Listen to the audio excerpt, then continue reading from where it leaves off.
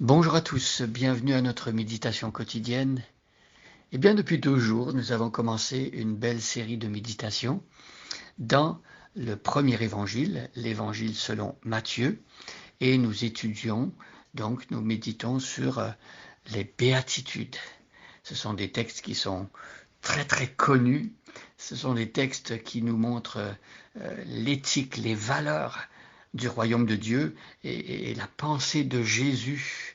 Et on l'a vu, Jésus qui monte sur une colline pour édicter donc la charte de son royaume. Jésus fait ce que, en quelque sorte, Moïse va faire dans l'Ancienne Alliance. Moïse qui monte sur le mont Sinaï et qui donne la loi de Dieu, la loi qui, nous le rappelons, n'est pas donnée pour que, en essayant de l'accomplir, nous devenions justes devant Dieu. L'Ancien Testament nous montre très clairement qu'aucun être humain n'a pu accomplir et faire ce que les lois de Dieu nous demandaient à la perfection. Nous avons tous des travers, nous avons tous manqué. Pourtant, la loi de Dieu nous montre exactement le caractère de Dieu, la perfection de Dieu. Et donc, la loi de Moïse était donnée dans l'Ancien Testament pour rendre la chose la plus claire possible. Les êtres humains ne vont pas pouvoir se sauver eux-mêmes en essayant d'obéir aux lois de Dieu. Ils en sont incapables. Donc Jésus vient dans la nouvelle alliance et dès le premier évangile, il nous montre maintenant quelles sont ces règles ou ces lois ou cette charte du royaume de Dieu. Et nous allons voir tout au long de ces béatitudes que ce n'est pas du tout ce que l'être humain naturellement ou intuitivement aurait en tête. On a vu hier que la première béatitude nous montre déjà que pour pouvoir être un citoyen du royaume de Dieu, il faut d'abord se reconnaître comme spirituellement pauvre, comme des mendiants de la grâce. Ceux qui s'approchent de Dieu doivent venir les mains vides. Et c'est Dieu qui remplit nos mains, c'est Dieu qui nous comble. Mais dans notre situation naturelle, nous n'avons pas ce qu'il faut pour pouvoir nous approcher de Dieu. Donc tout de suite, la première béatitude nous place en présence d'une réalité, d'un principe qui est essentiel à comprendre pour pouvoir vivre la vie spirituelle avec Jésus, c'est que Dieu traite avec nous en nous proposant sa grâce. Il nous faut la grâce. Jésus nous présente le régime de la grâce qui va présider à tout ce que on peut vivre dans le domaine spirituel. Donc je relis les premiers versets de ce premier évangile au chapitre 5, donc les béatitudes. Je lis le verset 1. Jésus, voyant ces foules, monta sur une colline. Il s'assit, ses disciples se rassemblèrent autour de lui, et il se mit à les enseigner, et il leur dit : Heureux ceux qui se reconnaissent spirituellement pauvres, car le royaume des cieux leur appartient.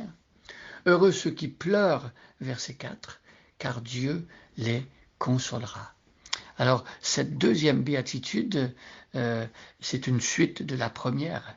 Nous venons à Dieu, nous reconnaissons notre insuffisance, nous confessons nos péchés, et Jésus promet que ceux qui font cela, le royaume des cieux est à eux, il lui appartient, le royaume qui est donné à la personne qui se repent, qui confesse ses fautes, comme un cadeau tout à fait gratuit. Alors, le verset 4 nous surprend. On a l'idée du bonheur dans le monde, et cette idée de bonheur, c'est justement le contraire, c'est de penser qu'on est suffisant, qu'on est fort. Et le bonheur ne laisse pas de place non plus au verset 4 pour les larmes. On pourrait penser plutôt que celui qui pleure dans le monde, eh bien, il est l'homme le plus malheureux ou la femme la plus malheureuse qui soit. Donc le bonheur, c'est typiquement de toujours rire, c'est de se mettre dans des situations où on va fermer les yeux sur ce qui pourrait même nous faire pleurer. Voyez ? Mais Jésus nous dit que c'est tout le contraire. Dans l'optique de Dieu, est heureux et béni celui qui pleure. Qu'est-ce qu'on veut dire par là? Est-ce que le Seigneur veut dans son royaume des pleurnichards, des gens qui pleurent tout le temps? Ce n'est pas vraiment de ça qu'on parle ici. Ici, il est question plutôt de personnes qui pleurent parce qu'ils ont compris à quel point leur vie ne ressemble pas à ce que Dieu désire.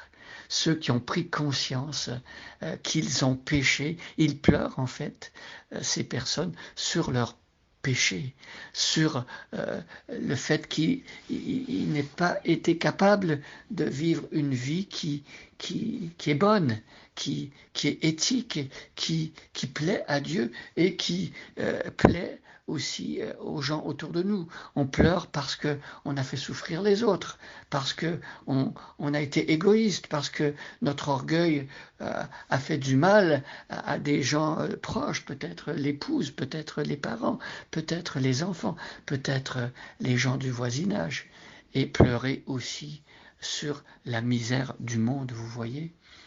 Donc quelqu'un qui va entrer dans le royaume de Dieu, qui va être un citoyen du royaume de Dieu, va pleurer quand il fait le mal. Il va pleurer quand il va voir le mal triompher dans le monde, la misère du monde qui est due au péché.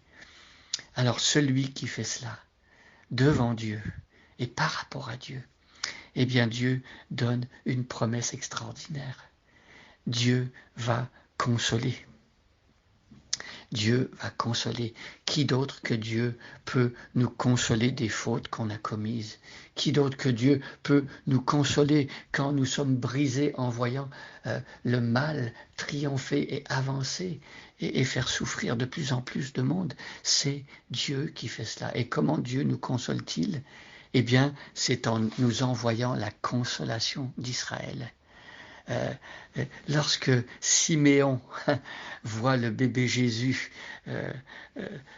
être présenté à Dieu au temple, lui il est là et il attendait que la prophétie du Messie s'accomplisse, et quand il voit le bébé, il le prend dans ses bras et il reconnaît en Jésus la consolation d'Israël. Vous voyez, Jésus n'est pas seulement celui qui va venir consoler le peuple d'Israël.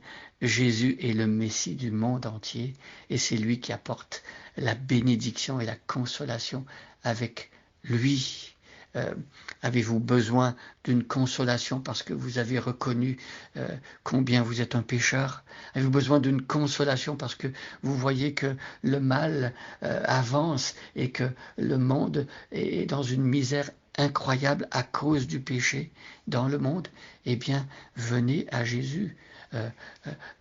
Recevez sa consolation, son pardon, et soyez des personnes qui, à votre tour, apportez aux autres autour de vous la consolation d'Israël, c'est-à-dire la bonne nouvelle de Jésus. Bonne journée à chacun et à chacune, et soyez bénis.